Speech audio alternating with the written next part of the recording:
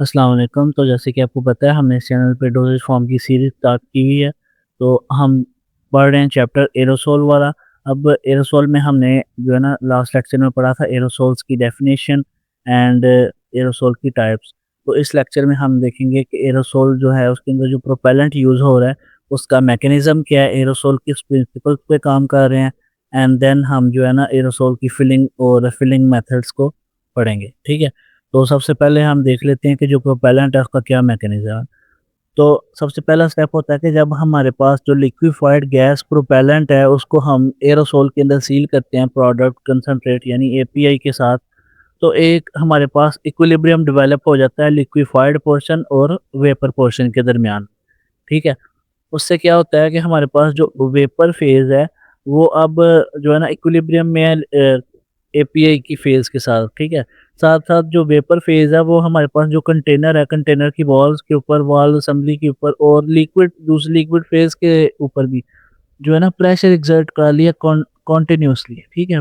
Vapour phase है जो वो प्रेशर एक्सर्ट कर रही है लिक्विड के ऊपर, कंटेनर की वॉल्स के ऊपर और वॉल्व असेंबली के ऊपर। ठीक है? देन वो प्रेशर एक्सर्ट कर रही है तो अब होगा क्या कि जब हम जो है ना एक्चुएटर को प्रेस करेंगे यानी जो है ना वाल्व को एक्चुएट करेंगे तो उससे क्या होगा कि जो इंटरनल प्रेशर है इसका, जो वेपर फेज़ का जो प्रेशर है वो क्या करेगा, वो लिक्विड फेज़ को जो है ना फोर्स करेगा थ्रू द जो है ना dip tube through the valve orifice into the environment, मतलब वो उसको बाहर फोर्स करेगा, उसको एमिट करेगा। ठीक है? तो जब वो जो हमारे पास जो प्रोडक्ट है वो लीव करेगा, मतलब ओरिफिस को लीव करेगा, एरोसोल से बाहर आएगा। ठीक है? एरोसोल से जब बाहर आएगा तो प्रोपेलेंट का कॉन्टैक्ट होगा एयर के साथ।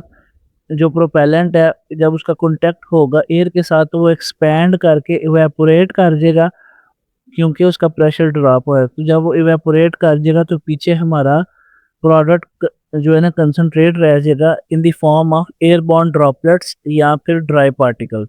ठीक है? Depending upon the formulation.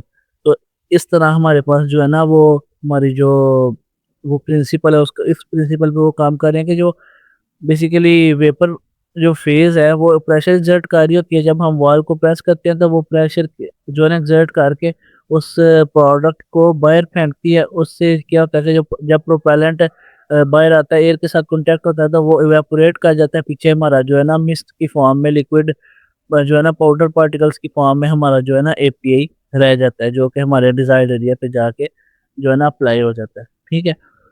उसके बाद ये है कि reestablishment of the equilibrium during use.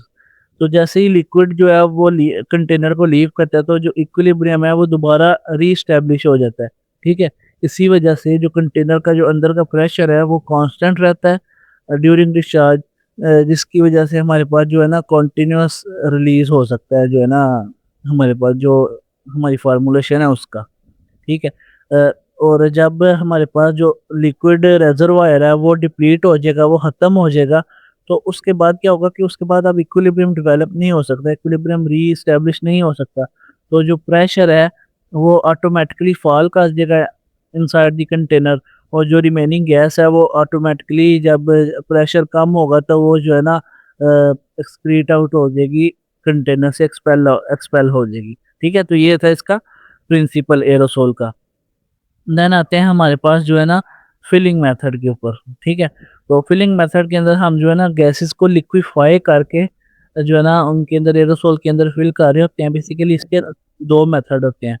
एक होता है cooling below boiling point and एक होता है जिसको हम कोल्ड फिलिंग भी कहते हैं, एक होता है कंप्रेसिंग एट रूम टेम्परेचर जिसको हम प्रेशर फिलिंग भी कहते हैं। तो अगर कोल्ड फिलिंग को देखें तो इसके अंदर क्या होता है कि हम जो है ना प्रोडक्ट कंसंट्रेट और प्रोपेलेंट दोनों को कूल कर रहे होते हैं -34.5 डिग्री सेल्सियस से -40 डिग्री सेल्सियस तक।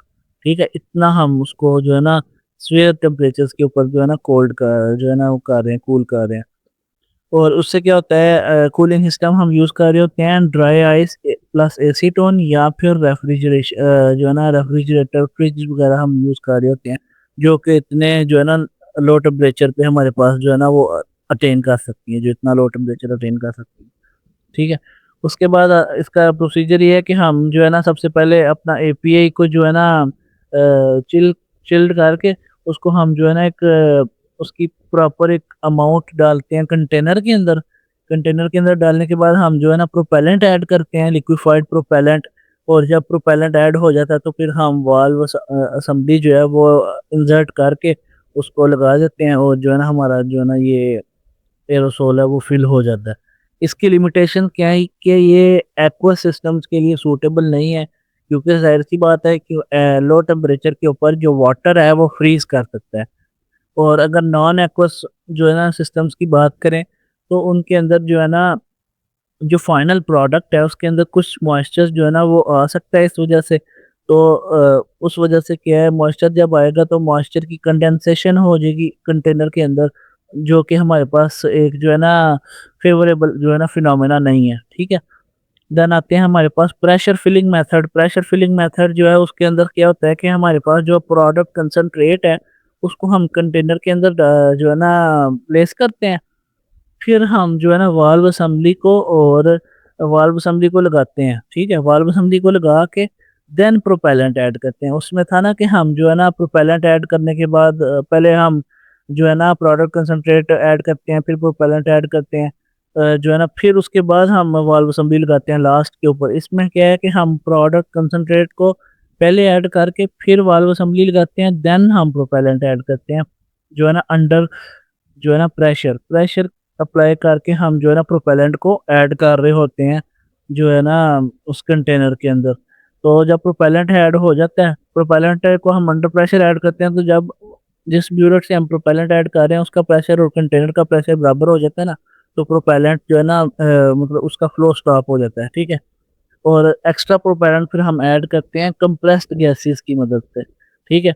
और उसने कहा हुआ है कि अगर कोई एयर वगैरह ट्रैप हुई हुई है तो उसको हम इग्नोर भी कर सकते हैं, जो है ना अनटिल अनलेस के वो हमारे पास जो है ना एरोसोल की क्वालिटी और प्रोडक्ट स्टेबिलिटी के साथ इंटरफेयर नहीं कर रही। ठीक है। जब हम हमारे पास कंटेनर फिल हो गया इनफ प्रोपेलेंट के साथ, तो फिर हम जो है ना उसको टेस्ट करते हैं। और उसके हमारे पास जो है ना प्रॉपर टेस्टिंग होती है, स्प्रे टेस्टिंग होती है, जैसे उसमें वाल्व का फंक्शन चेक कर रहे हैं। ठीक है।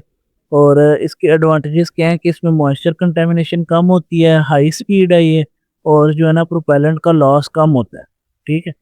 और कंप्रेस्ड गैसेस यूज़ हो रही हैं, जो कि जो है ना कंसनट्रेट जब ऐड होता है, और कंसनट्रेट ऐड होता है फिर हम वाल्व लगाते हैं, फिर एयर को इवैक्यूएट करके कंप्रेस्ड गैस इंट्रोड्यूस करवाते हैं, जो है ना अंडर प्रेशर। ठीक है। और इसका जो है ना कंटेनर कंटेनर को हम शेक करते हैं ताकि जो है ना डिज़ोल्व हो जाए गैस, जो है हमारे हमने जो ऐड की है प्रोपेलेंट, वो डिज़ोल्व हो सके, जो है ना वो यूनिफॉर्म हो सके। ठीक है। और ज़्यादातर जो हमारी फार्मूलेशंस होती हैं फार्मास्यूटिकल एरोसोल्स होते हैं वो ये वाली फिलिंग यूज़ कर रहे होते हैं, फिलिंग का मेथड। ठीक है। अच्छा, अब हमने फ़ील्ड का जो है ना वो बना ली है एरोसोल हमारे पास। अब हमने इनकी करनी है टेस्टिंग। सबसे पहले प्रोपेलेंट की टेस्टिंग क्या होगी? इसके अंदर हम देखेंगे कि प्रोपेलेंट किस तरह का है, उसकी जो है ना वेपर फ़ेज़ प्रोपेलेंट किस तरह की है और वो लेबल पे लिखी होनी चाहिए। देन आती है हमारे पास वाल्व, एक्चुएटर और डिप ट्यूब्स की टेस्टिंग। इसके अंदर हम फिज़िकल और केमिकल इंस्पेक्शन करते हैं उनकी। ठीक है, उनकी फिटनेस देखते हैं, कंपैटिबिलिटी देखते हैं प्रोडक्ट और प्रोपेलेंट के साथ। देन आते हैं कंटेनर्स। कंटेनर्स के लिए हम लीक टेस्टिंग करते हैं, उनकी कोटिंग की टेस्टिंग करते हैं, कंपैटिबिलिटी की टेस्टिंग करते हैं, और उनकी जो है ना एबिलिटी की टेस्टिंग करते हैं कि आया वो प्रेशर को विथस्टैंड कर भी सकते हैं या नहीं कर सकते। और उनकी कंडक्टिविटी देखते हैं कि वो कितने कंडक्टेबल हैं। देन हम देखते हैं कि जो है ना ग्लास कंटेनर्स हैं हमारे पास, उनके अंदर कोई जो है ना ब्रेकेज वगैरह तो नहीं है, कोई इस तरह का पॉइंट तो नहीं है कि वो उनके ऊपर प्रेशर पड़ेगा तो वो ब्रेक कर देंगे। फ्लॉज चेक करते हैं उनके। देन हम देखते हैं वेट उनका, जो कंटेनर एम्प्टी कंटेनर का वेट देखते हैं, प्रोपेलेंट का वेट देखते हैं, और प्रोडक्ट कंसंट्रेट का वेट देखते हैं इंडिविजुअली। ठीक है। टोटल वेट भी उसको फिर टोटल वेट के साथ कंपेयर करते हैं हम जो है ना ये, और हमारे पास जो प्रॉपर एक फाइनल फॉर्म आती है उसके वेट के साथ भी कंपेयर करते हैं। देन आती है स्प्रे टेस्टिंग, ये हमारी डिप ट्यूब को चेक करने के लिए होती है, स्प्रे पैटर्न्स को चेक करने के लिए होती है। ठीक है। उसके बाद आती है हमारे पास जो है ना इसके अंदर हम देख रहे होते हैं एरोसोल कंटेनर को, जो है ना टेस्ट फॉर वेपर प्रेशर को हम देख रहे होते हैं। वेपर प्रेशर में हम देख रहे होते हैं कि जो है ना कोई एयर वगैरह ना प्रेजेंट हो एरोसोल कंटेनर के अंदर। देन एरोसोल डिस्चार्ज रेट कि हम हमारे पास जो है ना यूनिट टाइम के अंदर कितना जो है ना फॉर्मुलेशन डिस्पेंस हो रही है, वो एरोसोल डिस्चार्ज रेट कहलाता है और वो बड़ा इंपॉर्टेंट होता है मीटर डोज इनहेलर्स की जो है ना केस में। देन पार्टिकल साइज को देख रहे होते हैं, बायोलॉजिकल टेस्टिंग कर रहे होते हैं हम, ड्रग जो है उसकी थेराप्यूटिक एफिकेसी कितनी आ रही है हमारे पास, टॉक्सिसिटी टॉक्सिसिटी चेक कर रहे होते हैं हम, टॉपिकल है ना फॉर एग्जांपल उसका तो इरिटेशन तो नहीं काज कर रहा, ठीक है। और कुछ अदर टेस्ट जैसे हम जो है ना हम देख रहे होते हैं कि उसकी पीएच कितनी है हमारे पास, ग्रेविटी कितनी है उसकी, ठीक है, कलर वगैरह, ओडोर वगैरह और विस्कोसिटी। देन लीकेज और हम वीकनेस टेस्टिंग भी कर रहे होते हैं और वॉल फंक्शन टेस्ट भी हम परफॉर्म कर रहे होते हैं, ठीक है। इसके अंदर डिस्चार्ज रेट, स्प्रे पैटर्न को देख रहे होते हैं, पार्टिकल साइज डिस्ट्रीब्यूशन को और डोजिंग एक्यूरेसी को, ठीक है। ये थे टेस्ट जो है ना testing of field aerosol. Then आती है packaging and labelling and storage. Packaging के अंदर एक ये है कि पैकेजिंग इनके जो है ना मैन्युफैक्चरिंग प्रोसेस का ही पार्ट है। जो कंटेनर्स होते हैं उनके अंदर हमने जो है ना उनके ऊपर हमने प्रोटेक्टिव कैप और कवर लगाना होता है ताकि कंटेमिनेशन ना हो सके, एक्सीडेंटल एक्टिवेशन ना हो सके और जो है ना एक डेकोरेटिव इनकी जो है ना एक प्रॉपर शेप बन सके। लेबल के अंदर हमने क्या करना है कि प्रिस्क्रिप्शन एरोसोल्स होते हैं जिनके ऊपर हमने जो है ना पील अवे लेबल्स या रिमूवेबल लेबल्स लगाने होते हैं ताकि जो है ना फार्मासिस्ट उनको according to the patient information उनको फिल करके पेशेंट को डिस्पेंस कर दे, ठीक है। देन आते हैं नॉन प्रिस्क्रिप्शन एरोसोल्स जो कि मैन्युफैक्चर का लेबल प्रिंट होया होता है उनके ऊपर या फिक्स होया होता है कंटेनर के अंदर। देन आती हैं स्पेशल वार्निंग्स के मतलब इनको हमने इंसिनरेट नहीं करना, हीट से एक्सपोज नहीं करना, इनको जो है ना हमने जलाना नहीं है ताकि क्योंकि एरोसोल्स के अंदर कंप्रेस्ड गैसेस होती हैं तो हाईली फ्लेमेबल होते हैं ये।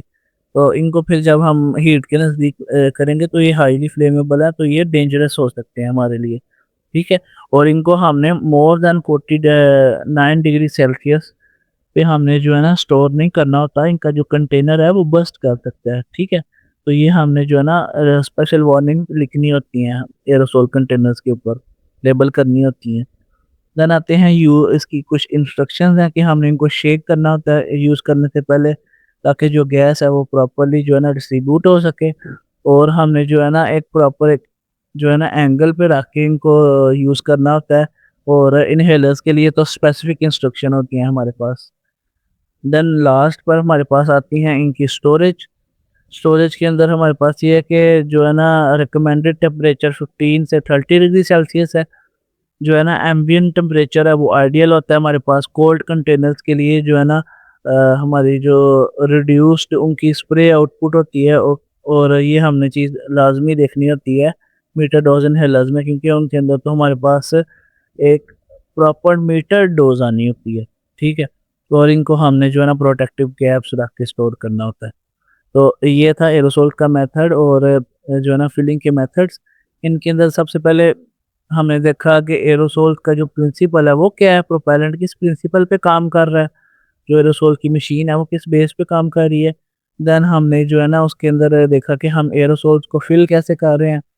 फिल करने के बाद हमने देखा कि हमने जो है ना इनको अब फिल तो कर लिया, अब हमने इनकी टेस्टिंग करनी है फिल्ड कंटेनर्स की। देन हमने जो है ना इनकी पैकेजिंग, लेबलिंग एंड हमने जो है ना इनकी स्टोरेज देखी है एरोसोल्स की। तो ये था आज का लेक्चर। बाकी मैं इस लेक्चर के जो है ना नोट्स वो भी नीचे डिस्क्रिप्शन में अटैच कर सकता हूँ। आपको फिर भी किसी चीज़ की ज़रूरत हो तो मैं नीचे व्हाट्सएप के ग्रुप का लिंक दे रहा हूँ, आप उसको भी ज्वाइन कर सकते हैं। उसमें मैं इसी तरह रोज़ाना की बुनियाद पे नोट्स वगैरह डिफरेंट सब्जेक्ट्स के मैं शेयर करता रहता हूँ, ठीक है। तो मिलते मिलते हैं, तब तक के लिए इजाज़त दें। अल्लाह हाफिज़।